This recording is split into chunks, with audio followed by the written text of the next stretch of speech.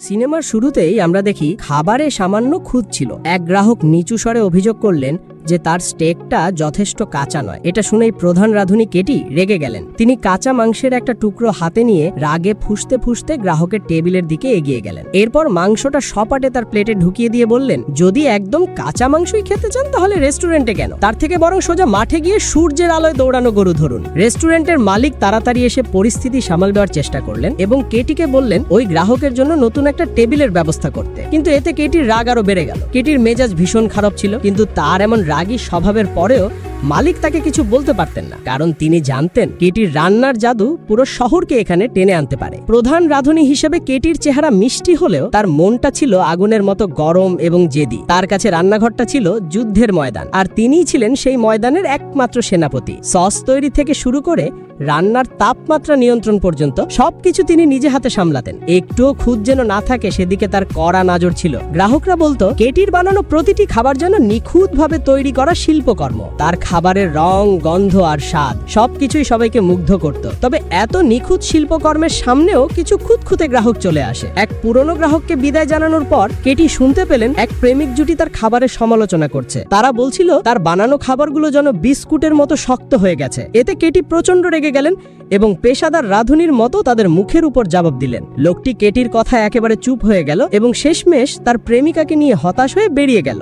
মালিক এই দৃশ্য দেখে খুব হতাশ হলেন। তিনি মনে মনে দাঁত কিরমির করছিলেন, কিন্তু কিছু বলতে পারলেন না, কারণ তিনি জানতেন ম্যানহাটেনের মতো জায়গায় যেখানে খাবারের ছড়াছড়ি, সেখানে রেস্টুরেন্টটা শুধুমাত্র কেটির হাতের জাদুর কারণেই টিকে আছে। পরিস্থিতি শান্ত করার জন্য মালিক কেটির জন্য একজন নতুন সহকারী রাঁধুনির ব্যবস্থা করলেন, যাতে কেটি একটু শান্ত হন। কিন্তু ফলাফল উল্টো হলো। কেটি শান্ত না হয়ে আরো জেদি হয়ে উঠলেন। তিনি রান্নাঘরকে নিজের দুর্গ বানিয়ে ফেললেন এবং আরো কঠোর নিয়ম কানুন চালু করলেন। নিজের সব আবেগ আর ভালোবাসা তিনি প্রতিটি খাবারের মধ্যে ঢেলে দিলেন। তবে কাজের প্রতি এই পাগলামি তার ব্যক্তিগত জীবনেও প্রভাব ফেলল। তার জীবন ঘড়ির কাঁটার মতো হয়ে গেল, যেখানে কোনো বৈচিত্র্য বা চমক ছিল না। তার ইনবক্স ফাঁকা থাকতো, ফোনে কোনো মেসেজ বা কল আসতো না। তার একমাত্র আপনজন ছিল তার বোন। তার জীবন ছিল একটি নিখুঁত ঘড়ির মতো। প্রতিদিন ভোর 4:30টায় বাজারে যেতেন তাজা সবজি কিনতে, এরপর বাড়িতে ফিরে আধ ঘন্টা ঘুমিয়ে নিতেন। তারপর সবার আগে রান্নাঘরে পৌঁছাতেন এবং গভীর রাত পর্যন্ত কাজ করে ফাঁকা অ্যাপার্টমেন্টে একা ফিরতেন। কিন্তু একদিনের একটা ফোন কল তার পুরো জীবনটা এলোমেলো করে দিল। ফোনটা হাসপাতাল থেকে এসেছিল। জানানো হলো তার বোন মারা গেছেন। হাসপাতালে যাওয়ার পথে কেটির মাথা পুরো খালি হয়ে গিয়েছিল। তার বোন কোনো কথা না বলেই তাকে ছেড়ে চলে গেলেন এবং তার একমাত্র আপনজন হিসেবে শুধু তার ভাগ্নির জয়কে রেখে গেলেন। জয় তখন অজ্ঞান ছিল। তার পাশে বসে কেটি পুরো রাত কাটিয়ে দিলেন। ভোরবেলা তিনি দেখলেন জয়ের ঘুম ভেঙে গেছে। জয় তখনও কাঁদো কাঁদো চোখে তার মাকে খুঁজছিল। তার কান্না কেটির কঠিন মনটাকে আঘাত করলো। এই লৌহ মানবী রাঁধুনির চোখও ভিজে উঠল। অন্যদিকে কেটি ছাড়া রেস্টুরেন্টের রান্নাঘরটা যেন একজন সেনাপতিবিহীন সেনাবাহিনীর মতো হয়ে গেল। সহকর্মীরা তখন আলোচনা করছিল কে কেটির জায়গা নেবে। ঠিক তখনই সবাইকে অবাক করে দিয়ে কেটি রেস্টুরেন্টে ফিরে এলেন। মালিক অবাক হয়ে দেখলেন কেটি তার পুরনো রাঁধুনির পোশাক পরে যথারীতি কাজ শুরু করে দিয়েছেন। কিন্তু যারা তাকে মন থেকে ভালোবাসতো তারা বুঝতে পারছিল যে তার এই কঠিন চেহারাটা আসলে ভেতরের কষ্ট ঢাকার একটা চেষ্টা মাত্র। খাবারের সেই চিরচেনা সুগন্ধ এখন তার কষ্ট আরো বাড়িয়ে দিচ্ছিল। হাড়ি পাতিলের শব্দগুলো যেন তার কানে অসংখ্য সূচের মতো বীজ ছিল। যখন তার কষ্ট আর সহ্য হচ্ছিল না, তখন কেটি স্টোর রুমে গেলেন। সেখানে গিয়ে তিনি তার বোনের রেখে যাওয়া একটা চিঠি দেখলেন। বোনের হাতের লেখাগুলো যেন এক তীক্ষ্ণ ছুরির মতো তার হৃদয় বিঁধে গেল। এই ঠান্ডা স্টোর রুমে খাবার বা পানীয় জমাট বাঁধা যায়, কিন্তু কান্না বা কষ্টকে জমাট বাঁধা যায় না। চিঠিতে তার বোন লিখেছিলেন, যদি আমার কিছু হয়ে যায় শুধু তুমি জয়ীর যত্ন নিতে পারবে, কারণ শুধু তুমি আমার মতো করে ওকে ভালোবাসবে। জয়ী আর কেটি এখন একে অপরের একমাত্র আপনজন। এই চিঠিটা যে সত্যি একদিন কাজে আসবে তা তিনি কখনো ভাবেননি। বাইরে থেকে মালিক কেটিকে কাঁদতে দেখলেন। তিনি চুপচাপ দরজা খুলে ভেতরে গেলেন এবং কেটিকে এমন একটা আদেশ দিলেন যা আগে কখনো দেননি। তিনি কেটিকে বললেন, কাজ ছেড়ে দিয়ে 1 সপ্তাহের বিশ্রাম নাও। কেটি যে কিনা এতটা জেদি ছিল, এবার মালিকের কথা শুনলেন। তিনি জয়ীর যত্ন নিতে হাসপাতালে গেলেন এবং তার বোনের জন্য একটি সাধারণ শেষকৃত্য অনুষ্ঠানের আয়োজন করলেন। জয় তার পাশে নিথর হয়ে দাঁড়িয়েছিল। তার চোখ খালি ছিল, যেন সব কান্না শুকিয়ে গেছে। জয়কে নিয়ে কেটি যখন নিজের বাড়িতে এলেন, তখনও বাড়িটা ফাঁকা ছিল, কিন্তু এখন সেখানে জয়ের ছোট আর একা শরীরটা ছিল। কেটির খুব কষ্ট হলো। তিনি ভাবলেন তার কিছু করা উচিত। তাই অনেক পুতুল কিনে তিনি ঘরের সব কোণায় সাজিয়ে রাখলেন। কিন্তু জয় একজন আহত পাখির মতো কোণায় লুকিয়ে রইল। কোনো শব্দ করলো না, কেটির যত্ন করে বানানো মাছের পদও সে খেলো না। এসব দেখে কেটির মনে সন্দেহ হলো, তিনি কি সত্যি এই ভাগ্নেকে ভালোভাবে দেখাশোনা করতে পারবেন? এরপর তিনি একজন মনোবিজ্ঞানীর কাছে গেলেন এবং তার দুর্বলতা প্রকাশ করে সব কথা বললেন। মনোবিজ্ঞানী তাকে পরামর্শ দিলেন যে তিনি যেন জয়ীর জন্য সহজ এবং পুষ্টিকর খাবার তৈরি করেন। কিন্তু কেটি সঙ্গে সঙ্গে সেই পরামর্শ প্রত্যাখ্যান করলেন, কারণ কেটি আর তার বোনের শৈশব অনেক কষ্টের ছিল। তারা শুধু রুটি খেয়ে বড় হয়েছে, তাই তিনি চাননি জয়ীর শৈশবও যেন তাদের মতো হোক।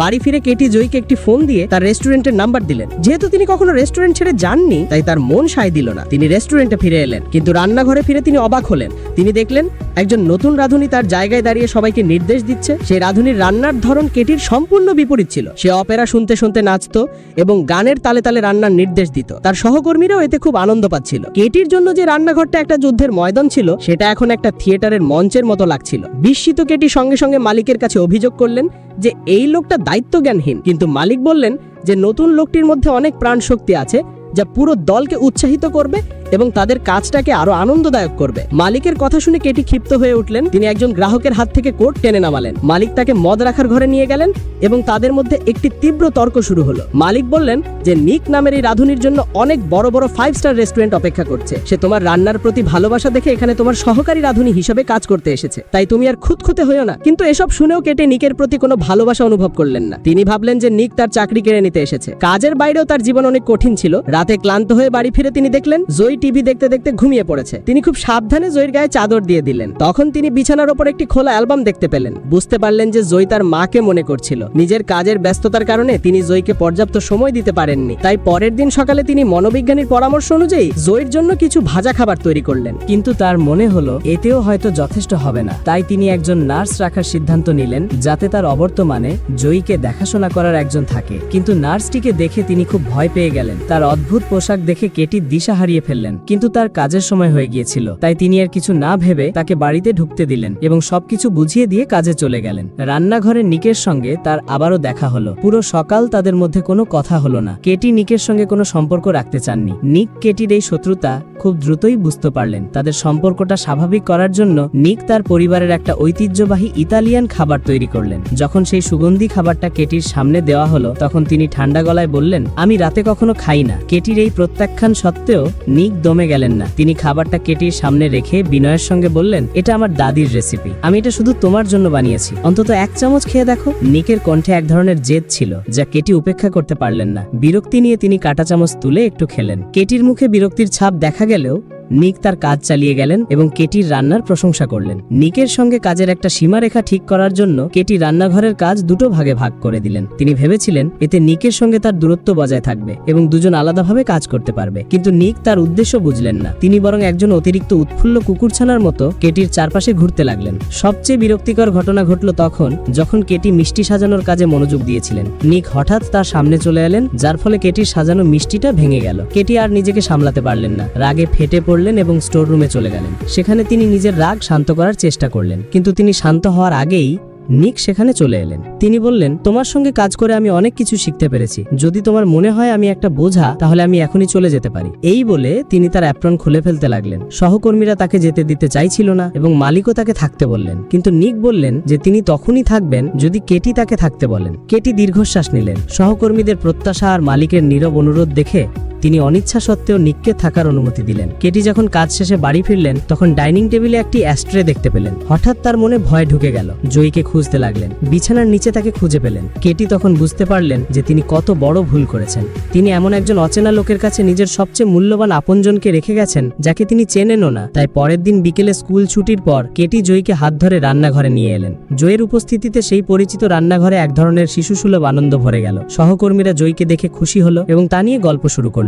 কেটি তাদের কাছে অনিচ্ছাকৃতভাবে জয়ের খুঁতখুঁতে স্বভাবের কথা বললেন। কেটির এই কথাগুলো নিকের কানে গেল। যখন রান্নাঘরে কাজের ফাঁক পেল, নিক তখন সেই সুগন্ধি ইতালিয়ান খাবারটা হাতে নিলেন। তিনি ইচ্ছে করে জয়ের সামনে তা খেতে লাগলেন। জয় কোণা থেকে সেই অদ্ভুত লোকটাকে দেখছিল এবং খাবারের গন্ধে তার ছোট নাকটা বারবার কেঁপে উঠছিল। এরপর নিক ভান করলেন যে তিনি চলে যাবেন এবং জয়কে সেই খাবারটা যত্ন করে রাখতে বললেন। সেই সুগন্ধি খাবারটা অবশেষে জয়ের জেদ ভাঙল। প্রথম চামচটা সে একটু ইতস্তত করে খেল, কিন্তু তারপর সে গোগ্রাসে খেতে লাগলো। গ্রাহকদের খাবার দেওয়ার পর যখন কেটি ফিরে এলেন তখন তিনি এই দৃশ্যটা দেখলেন। তার চোখ নিকের চোখের সঙ্গে মিলে গেল। সেই মুহূর্তের নীরব কৃতজ্ঞতা হাজার শব্দের চেয়েও বেশি কিছু প্রকাশ করলো। দেরি করে রেস্টুরেন্ট বন্ধ করার পর কেটি ঘুমন্ত জয়ীকে কোলে তুলে বাড়ি যাওয়ার জন্য তৈরি হলেন। যাওয়ার আগে তিনি তার সব ভুল বোঝাবুঝি ভুলে নিককে শুভরাত্রি বললেন। এই ছোট্ট উষ্ণতা তাদের সম্পর্কের মধ্যে থাকা বরফ গলিয়ে দিল। পরের দিন সকালে অ্যালার্ম বাজতেই কেটি উঠে পড়লেন। তিনি ভোর থাকতে থাকতেই বাজারে গিয়ে তাজা জিনিসপত্র কিনতে চাইলেন, কিন্তু বের হওয়ার সময় জয়ী ঘুম থেকে উঠে গেল এবং কেটির সঙ্গে যেতে চাইল। সকালের সামুদ্রিক মাছের বাজারটায় সমুদ্রের নোনতা গন্ধ ছড়িয়েছিল। কেটি ঘুমন্ত জয়ীকে নিয়ে সেই গোলমেলে বাজারটায় ঘুরে বেড়াচ্ছিলেন। যখন কেটি বিক্রেতার সঙ্গে দাম নিয়ে কথা বলছিলেন তখন জয়ের মাথাটা বারবার নিচের দিকে ঢলে যাচ্ছিল। সে বারবার হাই তুলছিল। বাজার করে বাড়ি ফেরার পর দুজনেই একটু ঘুমিয়ে নিল, কিন্তু তারা এত গভীর ঘুমে আচ্ছন্ন ছিল যে তাদের দুজনেরই দেরি হয়ে গেল। যখন তারা স্কুলে পৌঁছলো তখন সেখানে শুধু তারা দুজনই ছিল। ঠিক সেদিন কেটি রেস্টুরেন্টে নতুন কেনা জিনিসপত্রগুলো দেখতে গেলেন। কেটি যখন ট্রাফলস কিনছিলেন তখন তার পাশের এক অন্তঃসত্ত্বা মহিলার প্রসব বেদনা শুরু হয়ে গেল। কেটি ঘাবড়ে গিয়ে অন্যদের অ্যাম্বুলেন্স ডাকতে বললেন। যখন তিনি এই সব সামলে বাড়ি ফিরলেন তখন নতুন জীবনের আগমন নিয়ে ভাবার সময় পেলেন না, কারণ তার মনে হলো তিনি কিছু একটা ভুলে গেছেন। তিনি তাড়াতাড়ি স্কুলে গেলেন এবং দেখলেন জয়ী সিঁড়িতে একা বসে আছে। কেটি ক্ষমা চাওয়ার আগেই জয়ী রেগে গিয়ে তাকে জিজ্ঞেস করলো, কেন তুমি আমাকে ভুলে গেলে? কেটি সেদিন যা যা ঘটেছিল সব ব্যাখ্যা করে বললেন, কিন্তু সংবেদনশীল জয়ী ভাবলো কেটি তাকে ভুলে গেছেন। সে রেগে টেম্পু গাড়িতে উঠলো এবং বাড়িতে গিয়ে বিছানায় গুটিয়ে বসে রইল। কেটি তার কাছে ক্ষমা চাইলেন এবং কথা দিলেন যে এমন আর কখনো হবে না। এরপরই জয়ী শান্ত হলো। সেই দিন থেকে জয়ী স্কুল ছুটির পর রেস্টুরেন্টের রান্নাঘরে আসা শুরু করলো। ধীরে ধীরে সে কেটির ছোট সহকারী হয়ে উঠল। তবে এই নতুন সহকারী এখনো দামি খাবারের ব্যাপারে কিছু জানতো না। কখনো কখনো সে দামি কালো ট্রাফেলস গুলোকে পচা রুটি ভেবে ময়লার ঝুড়িতে ফেলে দিত। কেটি তখন কষ্ট পেয়ে ময়লার ঝুড়ি থেকে সেগুলো উদ্ধার করতেন। এই মজার দৃশ্য দেখে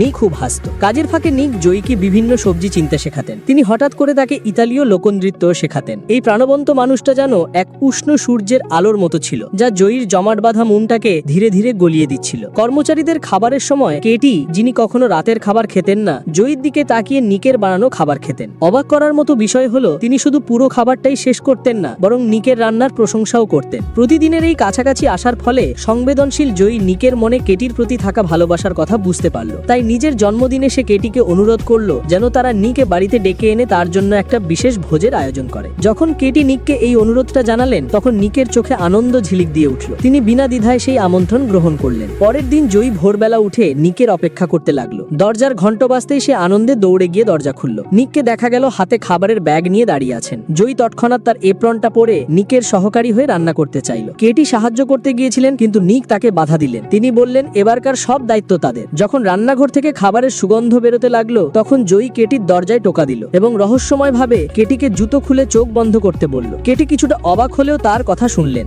জয়ী সাবধানে কেটির হাত ধরে তাকে বসার ঘরে নিয়ে গেল। মোমবাতির উষ্ণ আলোয় সেদিন আফ্রিকার থিমের একটা ভোজের আয়োজন করা হয়েছিল। তিনজন মেঝেতে বসে সতিকারীর পরিবারের মতো খাবার ভাগ করে খেলো। হাসাহাসি আর গল্পে তাদের সময় কেটে গেল। খাওয়ার পর তারা নানা ধরনের খেলা খেললো। খেলতে খেলতে ক্লান্ত হয়ে জয়ী সোফার পাশে ঘুমিয়ে পড়ল। নিক তাকে বাবার মতো করে কোলে তুলে সাবধানে বিছানায় শুয়ে দিলেন। এরপর নিক আর কেটি একে অপরের জীবনের গল্প বলতে লাগলেন। নিক কেটির প্রেমের জীবন সম্পর্কে জিজ্ঞেস করলেন। কেটি কোনো কিছু গোপন না করে তার গল্প বললেন। 4 বছর আগে তার 2 বছরের একটা সম্পর্ক ছিল, কিন্তু তার প্রেমিক যখন তাকে তার বাড়িতে চলে আসার জন্য জোর করলো তখন কেটির মনের গভীরের ভয়টা মাথাচাড়া দিয়ে উঠল। তার শৈশবের কারণে তিনি কাউকে পুরোপুরি বিশ্বাস করতে পারতেন না। তার একটা নিজের জায়গা দরকার ছিল, যেখানে তিনি চলে আসতে পারবেন যদি তাকে কেউ ছেড়ে চলে যায়। কেটি সেই সম্পর্ক নিয়ে আর কথা না বাড়িয়ে নিকে জিজ্ঞেস করলেন, তুমি রান্নার এত প্রশিক্ষণ কোথা থেকে পেলে? নিক হেসে মুখে বললেন যে তিনি রান্নার কোনো স্কুল থেকে পাশ করেননি। তিনি শুধু ইটালিতে পড়তে গিয়ে মিলানের একটা নামকরা রেস্টুরেন্টে কয়েক বছর কাজ করার সুযোগ পেয়েছিলেন। কথা বলতে বলতে নিক ফ্রিজ থেকে তিরামিসু বের করে কেটিকে খেতে দিলেন। কেটি বললেন যে তিনি মিষ্টি পছন্দ করেন না, কিন্তু প্রথম কামড়েই তার চোখ উজ্জ্বল হয়ে উঠল। ক্রিম তার ঠোঁটের কোণে লেগে রইল। তারা তখন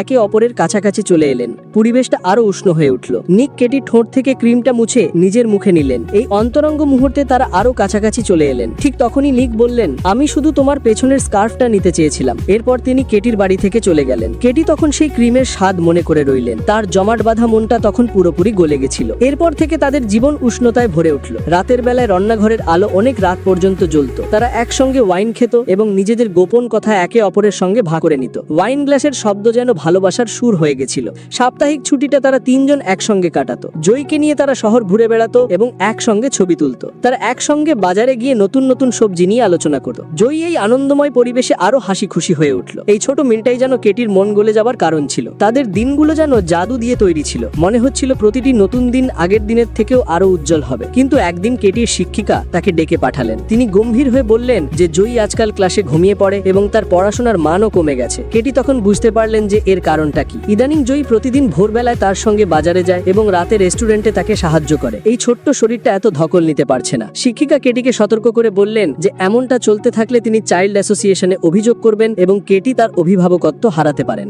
বাড়ি ফেরার পথে কেটি যখন জয়ীর সঙ্গে রুটিন ঠিক করার কথা বললেন তখন জয়ী কাঁদতে শুরু করলো। জয়ী বলল যে সে নিজেকে কেটির বোঝা মনে করে এবং সে শুধু এই কারণে কাজ করে যাতে কেটি তাকে ছেড়ে না যান। ওই দিন রাতে রেস্টুরেন্টের মালিক নিককে একান্তে ডেকে বললেন, তোমার কাজ আমার প্রত্যাশা থেকে অনেক ভালো, আমি চাই তুমি এখানে স্থায়ীভাবে কাজ করো। নিক শান্তভাবে বললেন যে এই বিষয়ে কেটির সঙ্গে কথা বলতে হবে। এরপর তিনি নিজের রান্না করা খাবার নিয়ে কেটির বাড়িতে গেলেন। তারা সেখানে একটি মজার খেলা খেললেন। কেটি চোখ বন্ধ করে নিকের বানানো খাবারের স্বাদ নিলেন। খাবারের স্বাদ তাকে স্বাদের এক জাদুকর জগতে নিয়ে গেল। কেটি প্রতিটি পদের নাম সঠিক করে বলতে লাগলেন। প্রতিটি উত্তর যেন ভালোবাসার একটা গোপন বার্তা ছিল। নিক যখন চামচ দিয়ে কেটির ঠোঁট থেকে কিছু নিলেন তখন পরিবেশে একটা মিষ্টি উত্তেজনা ভরে উঠল। পরের মুহূর্তে নিক কেটিকে আলতো করে চুমু খেলেন। সেই রাতে চাঁদের আলো তাদের ভালোবাসাকে আরো গভীর করে দিল। পরের দিন সকালে নিক ঘুমন্ত জয়ীকে আস্তে করে ডাকলেন। রান্নাঘর সঙ্গে সঙ্গে আনন্দের কোলাহলে ভরে গেল। হাঁড়ি পাতিলের শব্দ আর দুজনের হাসিতে পুরো বাড়িটা ভরে গেল। নিক জয়ীকে ফ্রাইং প্যানে খাবার নাড়তে শেখালেন এবং তার খুব প্রশংসা করলেন। তোমার হাত এখন অনেক পটু হয়ে গেছে, তুমি এভাবে কাজ করতে থাকলে আমরা দুজন মিলেই একটা রেস্টুরেন্ট খুলতে পারবো।